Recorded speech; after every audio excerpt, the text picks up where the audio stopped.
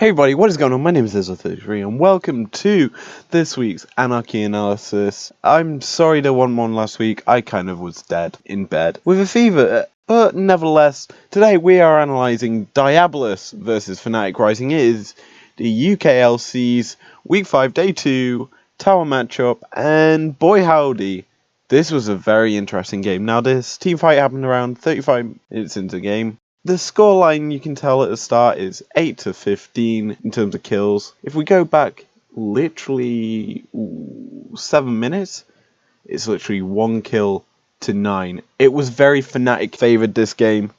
Fnatic were dominating throughout the early game, but their team comp was lacking in scale.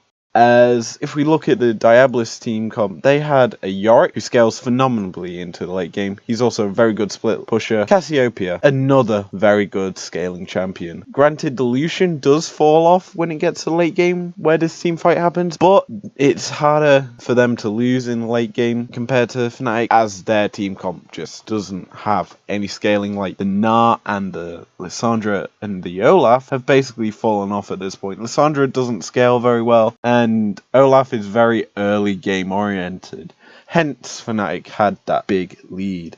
Now getting into the team fight, what had happened is at this point Fnatic and Diabolus had basically split the mid lane, Diabolus killing off all of the red minions and Fnatic killing off the blue, and what happens is they're just getting a poke war, and the Cassiopeia just gets really brave. She knows that the Gnar is just stepping up to poke, and she fires off some damage. She bursts him, and that kind of forces the engage out of Fnatic to go in. Lissandra, who is in base waiting to get a flank, decides to TP in directly into the fight, which isn't the smartest of plays for her. As you can see, there's a ward off to the side she could literally jump on to get into the fight and maybe turn this fight around. But instead she jumps straight into the middle of it, and because you cannot cancel teleports anymore, you're basically killing your Lissandra. As Yorick immediately places his little pen, his playpen I'll call it, and Galio drops in his taunt onto the area. Immediate lockup happens and the Lissandra just gets decimated. We have the Lucian firing off immediately onto it with no contest, as he's able to get in close and in range to actually fire off. After that, it's time for Fnatic just to either A, cut their losses and try and escape, or B, fight.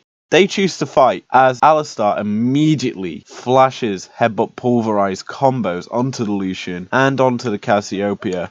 However, the rest of Diabolus decide we're going to go in. Galio immediately casts his grand entrance onto just the Alistar at this point, but the Gnar steps up. The Tristana steps up into this team fight.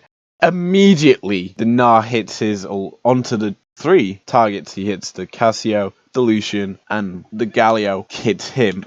As the Gnar hits the 3-man ult, so does Galio. Galio immediately locks up the Tristana, the Alistar, and also locks up the Olaf, stopping any sort of engage and kill potential from Fnatic, which overall just shuts down this team fight, giving Diabolus such an easy cleanup here, as Gnar, Tristana all fall, whereas Olaf picks up the Cassio shutdown, which doesn't really affect it much. But this Yorick goes off. This Yorick into the late game just absolutely decimated Fnatic. And honestly, I am amazed that no one shut this Yorick down quicker on the Fnatic side. But after this fight, what happens is Diabolus just decide to run it down mid and look to end the game, and overall it's the best decision they could possibly do here, as they just think, hey, there's 4 members down, all that's left is just an Olaf who's got some tank stats. He isn't really built to protect, but the Yorick